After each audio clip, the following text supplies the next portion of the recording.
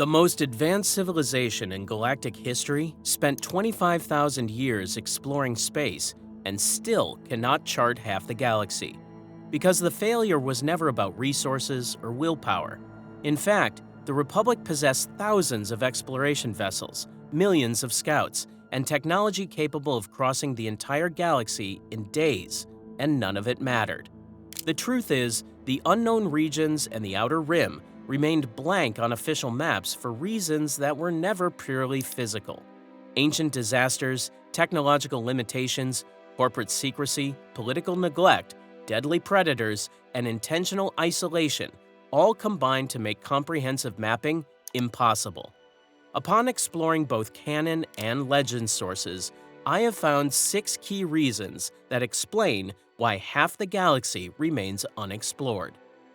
The first reason involves an ancient catastrophe that permanently broke the unknown regions. In canon continuity, specifically Timothy Zahn's novel Thrawn Ascendancy, Chaos Rising, the narrative reveals critical information about why the unknown regions remain largely unmapped. The chaos, as the Chiss call it, was not always this way. The novel explains that thousands of years ago, a series of chained supernova explosions throughout the region sent huge masses tumbling at high speeds between the stars. Some of these masses smashed into asteroids or whole worlds, while others sparked more supernovas with their near-light-speed impacts, creating a chain reaction that spread destruction across thousands of light-years. Before this disaster, travel between any stars had been no more difficult than it was now to travel in the Ascendancy. But the chain reaction of exploding suns destroyed that forever. The destruction left behind constantly changing hyperlanes that made any voyage longer than a couple of star systems difficult and dangerous. Combined with regions of heavy energy interference, these conditions produce hyperspace lanes that shift so often that maps become useless within weeks. The novel describes the Ascendancy as an island of calm surrounded by twisted hyperspace lanes and ever-changing pathways that slowed travel and choked trade for all those who lived out there. The worst examples are what the Chiss call box systems. These systems have unusually strong energy fields wrapped around their outer edges, mixing with solar wind to block hyperspace travel even more than usual. In some cases, the number of safe lanes to an inhabited planet drops to exactly 3, with meteor fields creating smaller versions of the chaos itself that constantly shift position. When one ambassador complained about unexpected travel delays, the response was blunt. The term, the chaos, was not simply someone's random idea of a good name. These hazards are not limited to the unknown regions. In canon continuity, specifically the 2018 novelization Solo: A Star Wars Story by Mur Lafferty, the Acades Maelstrom near Kessel shows that even relatively known space contains equally dead regions. The Maelstrom combines charged gas, debris, and time distortion, which makes planning a direct course impossible. Inside it drifts carbon bergs the size of planets, crashing into each other within massive electrical storms that make standard sensors useless. The warning was absolute. Ships fly in there, they don't fly out. But the Maelstrom contains more than just physical hazards. It also harbors the Sum of Verminoth, a creature equal in size to an Imperial Star Destroyer that floats dormant in electrical storms. Its body is covered in eyes across every surface, with tentacles that crackle with electricity and suckers and stingers ready to capture prey. When the Millennium Falcon encountered this creature, time seemed to slow as it was pulled toward the Maw gravity well. The Sum of Verminoth's tentacles stretched and snapped, consumed by the gravity well before the rest of its body could follow. Even a predator of this size could not escape the forces at work in the Maelstrom. And the Maelstrom is far from the only region with these dangers. In canon continuity, Chuck Wendig's novel, Star Wars Aftermath: Empire's End, describes the unknown regions as closed off by a maze of solar storms, rogue magnetic fields, black holes, gravity wells, and things far stranger. Any who tried to cross that maze did not survive. Their ships were either destroyed outright or returned to the galaxy empty of crew. Communications failed completely, coming back as either static or mad ramblings that made clear the explorer had lost their mind out there in isolation. The second reason emerges because standard technology fails completely, requiring special navigators that few civilizations possess. In canon continuity, Thrawn Ascendancy Chaos Rising reveals that regular navigation computers cannot handle conditions in the unknown regions.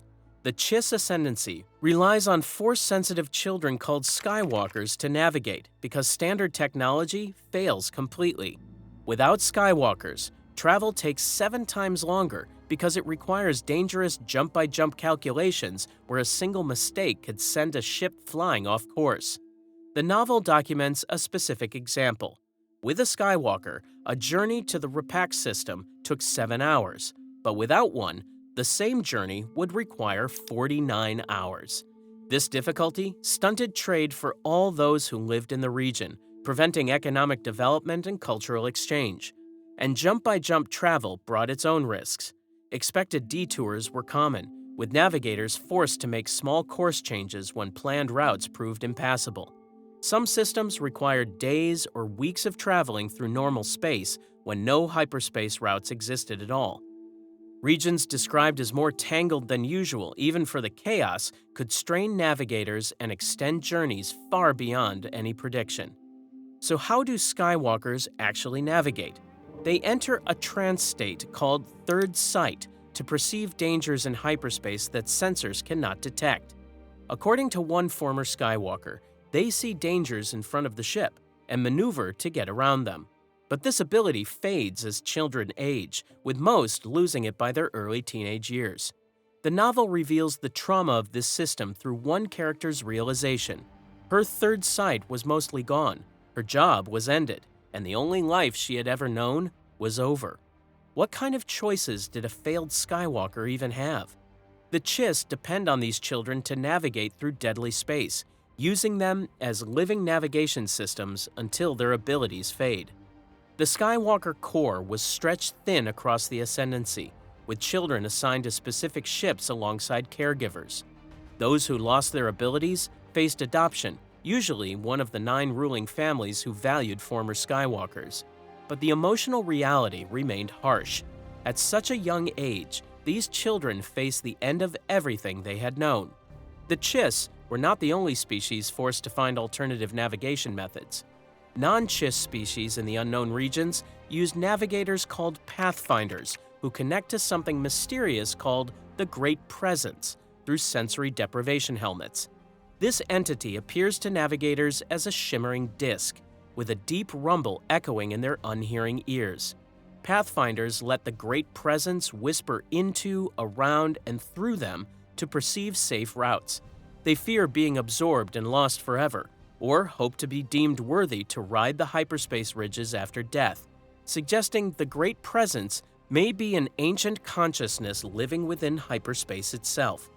Even expert pathfinders nearly lost the path more times than they cared to remember, sometimes forced to drop out of hyperspace twice during a single journey just to regain connection with the Presence. In Legends continuity, the limitations were even more severe.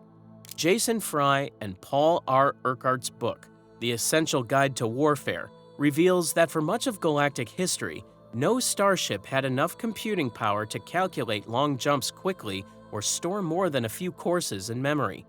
This meant massive infrastructure was needed just to travel safely. Huge supercomputers were built in deep space at the starting points of common routes to perform calculations for starships. Space stations were constructed near or around these jump beacons, creating a network of way stations for travelers. Whoever controlled these beacons controlled hyperspace itself. The third reason why half the galaxy remains unexplored is that navigation data is controlled, hidden, or lost entirely. Governments and corporations actively prevented comprehensive mapping to maintain strategic advantages. In canon continuity, the book Star Wars Complete Locations documents how the Wookiee Klatuvek Guild maintained a sealed vault containing their navigation data center. Explorers and fortune hunters considered this information so valuable that they would barter for it at locations like Maz Kanata's castle. During the Clone Wars, the strategic importance of this data became clear. Military forces fought specifically over Kashyyyk because it sits at the intersection of 4 well-traveled hyperspace routes, and control of the Klatuvik Guild's navigation data provided an enormous advantage.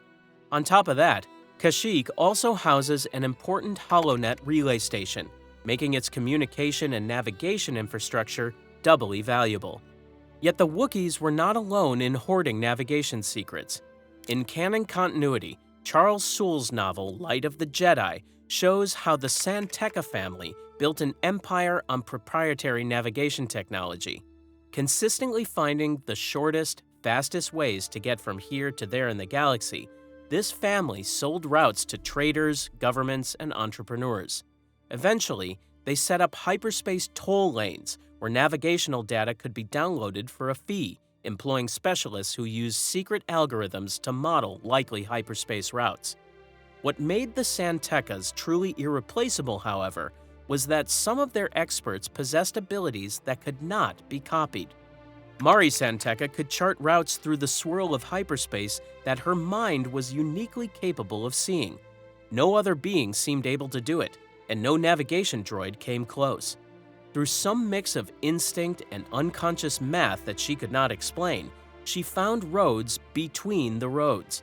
As a result, when individuals like her perished, their knowledge parted with them. Similarly, the Essential Guide to Warfare, a Legends source, reveals how corporations use navigation data to control expansion. Rather than sharing navigational information, the Trade Federation and shipping corporations hoarded it to control expansion. Independent explorers could not access route data that already existed, keeping vast regions effectively unmapped even when the physical routes were known. Wookiee Klatuvik routes were long considered the stuff of legend, kept secret for commercial advantage. Later on, Chewbacca used them profitably for smuggling and eventually passed them to Princess Leia after the Battle of Hoth. Beyond corporate secrecy, navigation data also proved vulnerable to accidental loss and calculated sabotage. According to the sourcebook, the Bureau of Ships and Services seeded Pius Dea warships with rogue navicomputer code, causing thousands of ships to be lost permanently when their navigation systems failed. A similar fate befell the Katana fleet before the Clone Wars when a hive virus drove its crews insane and the captain jumped the ships blindly into hyperspace. Even when the routes were known, they could still disappear. Without constant updates, rarely used hyperspace lanes can vanish within a few years. Pirates made this worse by towing ice asteroids into narrow hyperspace lanes through the Andrexu spiral, intentionally blocking travel. In fact, ancient navigation data was so valuable that the Empire demanded deep space exploration of the unknown regions using old routes uncovered in the captured Jedi Temple. Comprehensive galactic maps may have existed in the distant past, yet were lost over time, with fragments now scattered across archaeological sites rather than integrated into modern navigation systems. The fourth reason emerges from political decisions rather than physical barriers. Republic and imperial governments purposely limited expansion efforts, leaving vast regions unexplored because of strategic priorities and resource constraints. In canon continuity, Charles Soule's Light of the Jedi reveals how recent Republic expansion into the Outer Rim actually was during the High Republic era. Chancellor Lina So pledged to bring the Outer Rim worlds into the embrace of the Republic through ambitious outreach programs known as the Starlight Beacon. At that time, the Outer Rim sat at the border of what is known, and the Republic's reach remained limited because the region served as a haven for anyone seeking to escape its laws. To address this, the Starlight Beacon space station was being constructed specifically to extend Republic presence as a ray of hope for all to see in the far reaches of the Outer Rim. Beyond symbolism, the beacon would also serve as a communications relay that would boost transmission times in the region by a factor of 10. Chancellor So envisioned connecting the galaxy in a way it had never been connected before. She saw a galaxy where strengths shore up weaknesses, from the core to the farthest planet at the edge of the rim. Yet this vision also revealed something troubling. The Republic had failed to connect these regions despite having thousands of years to do so. In fact, the Republic's ability to function depended entirely on hyperspace infrastructure. As the novel states, if the Republic somehow lost the ability to travel through hyperspace, all of it would end. There would be no more Republic. This dependence became painfully clear when hyperspace blockades were implemented following the Great Disaster. Entire sectors became stranded almost immediately. Officials acknowledged that the blockade would strangle that part of the Outer Rim because not every world there is self-sufficient. Billions of people depend on those lanes for food and other essentials. Making matters worse, 18 separate emergence events following the initial disaster spread destruction across the Outer Rim, with some debris potentially still trapped in hyperspace, waiting to emerge and wreak devastation somewhere else. However, it was corporate control that had prevented earlier expansion in the first place. In Legends Continuity, the essential guide to warfare documents how megacorporations treated unexplored space as a private preserve for commercial exploitation. In frontier regions, particularly in the Outer Rim, central authority was often weak to the point of being non-existent, and abuses went unchecked. Wealthy worlds colonized new planets in the Rim with scant regard for the rights of indigenous species, while transportation monopolies choked off commerce by shutting out competitors from Rim spaceports and refusing to share navigational information. Meanwhile, military forces concentrated in the core and inner Rim, leaving the frontier neglected. Grand Moff Tarkin's mutual defense pacts with adjacent sectors to share navigational data among planetary security forces demonstrated fragmented control rather than unified authority. Because of this fragmentation, no single government possessed complete navigational data for the entire galaxy. A unified exploration authority to systematically map all reachable systems simply never existed. The fifth reason why half the galaxy remains unexplored is perhaps the most terrifying. Deadly threats lurk in unexplored space, killing anyone who enters. The unknown regions harbor civilizations and creatures that destroy explorers before they can report what they found. In canon continuity, specifically the Thrawn Ascendancy trilogy, extensive information emerges about threats operating beyond the edge of mapped space. Among these threats, the Grysks represent a coordinated danger potentially more devastating than direct military invasion. In the novel Lesser Evil, a single Grysk warship called Fate Spinner, classified as a Shatter-class Warmaster, could destroy an entire battle fleet in 2 hours. Military superiority at this level forces even powerful species to serve the Grysks rather than resist them. Throughout the trilogy, Grysk representatives deliver explicit threats. Entire civilizations live or perish at their pleasure. According to them, they can crush civilizations like boulders turned to fine sand, or twist their culture, lives, and very souls to do their bidding. What makes the Grysks particularly dangerous is their patience and cunning. The novel Greater Good reveals how a single Grysk agent named Chiss planned the near-total destruction of an entire civilization in just 6 months using only 50 infiltrators. These agents, called Agbui, spread throughout the target population, methodically identifying pressure points and exploiting cultural tensions. Within 6 months, civil war consumed the planet. Gray-black clouds covered the atmosphere from fire and blast debris, and city lights across the surface went dark. Rather than attacking directly, the Grysks engineered internal conflict that caused the civilization to destroy itself while they watched from safety. For at least 20 years, the Grysks have been planning the destruction of the Chiss, adapting their strategy as new generations of leaders emerged.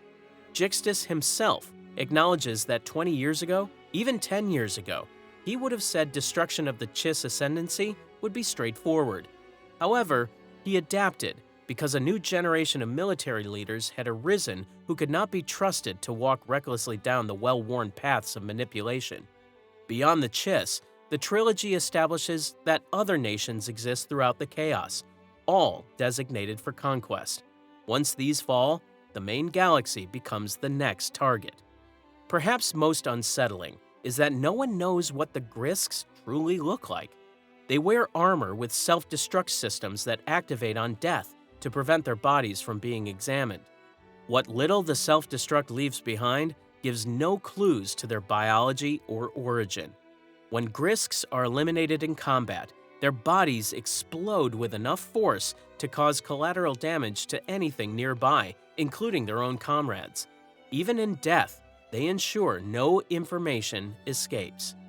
In Legends continuity, different but equally dangerous threats patrol the unknown regions. Timothy Zahn's novel Outbound Flight documents the Vagari, nomadic raiders who prey on the weak throughout the region. Their methods are calculated. They attach prisoners to the outside of their warships as shields. Anyone who attacks faces an impossible choice: harm the prisoners or let the Vagari escape. Hundreds of these warships patrol the darkness between stars, using captives as frontline soldiers sent into the most dangerous situations first. Yet even the Vagari pale in comparison to the Mnggal-Mnggal, described in the Legends sourcebook The Unknown Regions as the whispered horror of the region. This entity takes the form of thick gray slime that covers the entire planet Mngfalo like a living ocean, stretching from pole to pole. Constantly shape-shifting, it creates pseudopods, fanged mouths, eyes on stalks, crawling worms, and bat-like flyers as needed. According to the sourcebook, it has staked its claim to thousands of worlds in the Great Spiral Galaxy. Its infection method represents biological warfare refined over millennia. The substance explodes from concealed pools, spreading across its prey's faces before entering through mouths and nostrils. Within 24 hours, the prey becomes a hollowed-out vessel filled entirely with the entity's material. Despite having no pulse or respiration, the body continues functioning under Mnggal-Mnggal's control, displaying vacant stares and jerky movements. Most disturbing of all, the prey remain conscious throughout the process, fully aware of what is happening to them as they are taken over from within. Threats like these explain why ships fly into the unknown regions and never fly out. These dangers are not mere obstacles to be overcome. They are intelligent predators, patient strategists, and ancient horrors that have been waiting in the darkness for millennia. The sixth and final reason why half the galaxy remains unexplored comes from cultural decisions rather than physical impossibility. Species and civilizations intentionally isolate themselves from galactic contact, maintaining hidden settlements that explorers never discover because these populations actively avoid detection. In canon continuity, the book Star Wars Complete Locations provides specific examples of this willful isolation. Camino demonstrates the most extreme case. Located in a dwarf satellite galaxy beyond the outer rim, the planet receives very little traffic and only as much trade as necessary to supply the basic needs of its inhabitants. Visitors are rare because of the remoteness of the planet, and its extensive rainy season deters all but the occasional representative. More specifically, as shown in the 2022 animated series Tales of the Jedi episode The Sith Lord, Camino was deleted from the Jedi archives by Count Dooku, which is why Obi-Wan Kenobi had to seek information from Dex's diner rather than official Republic records. This calculated data deletion kept the planet hidden for over a decade while the clone army was developed in complete secrecy. Utapau represents a different form of purposeful isolation. Described as a remote planet and quiet natural backwater largely ignored by the rest of the galaxy, Utapau maintained its separation through cultural choice rather than navigation difficulty. According to the book, the planet could have joined the galactic civilization, but chose to remain separate, avoiding the political entanglements that came with Republic membership. In Legends continuity, Timothy Zahn's novel Heir to the Empire documents how the Old Republic purposely avoided certain systems despite having the capability to reach them. Mirkur had been populated for at least 300 years, yet both the Old Republic and the Jedi of that time had always left it strictly alone. What makes this remarkable is that Mirkur is no more than 150 light-years away, close to the border with the rebellion and well within the Old Republic's boundaries. Despite this proximity, it remained unexplored. The Chiss ascendancy maintained intentional separation for centuries as well. In canon continuity, Thrawn Ascendancy Chaos Rising reveals that the Chiss adopted a defensive posture rather than one of exploration. Their expansionary defense fleet was created to watch over Chiss interests in the parts of the chaos extending beyond their borders, not to expand territory. Other species viewed them as mysterious, though the Chiss did not seem to think there was even anyone else out here for them to feel superior to. Navigation secrets were intentionally protected, with the truth about Skywalkers kept from outsiders to maintain strategic advantage. This pattern of selective avoidance suggests that political decisions, rather than distance, often determined what was explored. Some species simply chose not to be found, while other civilizations with the power to reach them chose to respect that isolation, or had reasons of their own to stay away. Taken together, these 6 reasons reveal why comprehensive galactic mapping remains impossible. Not because civilization lacks the technology or resources, but because fundamental barriers exist at every level. Ancient catastrophes broke hyperspace navigation permanently. Standard technology fails without rare navigators possessing abilities that fade with age. Navigation data is controlled by corporations, hidden in sealed vaults, or lost to history. Governments prioritize the core over frontiers, leaving entire sectors unmapped. Deadly threats actively hunt anyone who ventures into uncharted space, and species purposely hide themselves from contact, removing their coordinates from official records. In many ways, geographic isolation explains most of galactic history. Species developed in complete isolation because no one could reach them safely. Civilizations rose and fell without ever making contact with the wider galaxy. Entire regions remained blank on official maps despite being populated by billions, simply because no government possessed both the capability and motivation to chart them. When that isolation breaks down accidentally, however, the results prove disastrous. The Great Disaster, in the light of the Jedi novel, killed thousands through a single navigation error. On the other hand, in the Legends continuity, the Yuuzhan Vong invasion killed 365 trillion beings across the galaxy after emerging from regions no Republic scout had ever charted. These extragalactic invaders appeared without warning from beyond the edge of galactic space, destroying and conquering everything in their path until they eventually claimed Coruscant at their galactic center. Similarly, First Order forces constructed Starkiller Base in the unknown regions, where New Republic intelligence never detected them. They built an entire planet into a superweapon that destroyed the Hosnian system before anyone knew it existed. The unexplored galaxy is not empty. It is full of dangers waiting to emerge, civilizations hiding in plain sight, and secrets that could reshape the balance of power. Half the galaxy remains uncharted, not because no one tried to map it, but because the galaxy itself resists being known. But unexplored space did not just hide primitive species waiting to be discovered. In the unknown regions, entire empires built themselves in secret while the Republic and Sith fought their wars. The most powerful of these was the Eternal Empire, ruled by a being who had already lived for thousands of years under different names: Vitiate, Tenebrae, and Valkorion. He constructed a civilization so advanced that when it finally emerged, it conquered both the Republic and the Sith Empire all at once. To understand how one immortal ruler built the galaxy's most dangerous hidden empire, watch his full story next.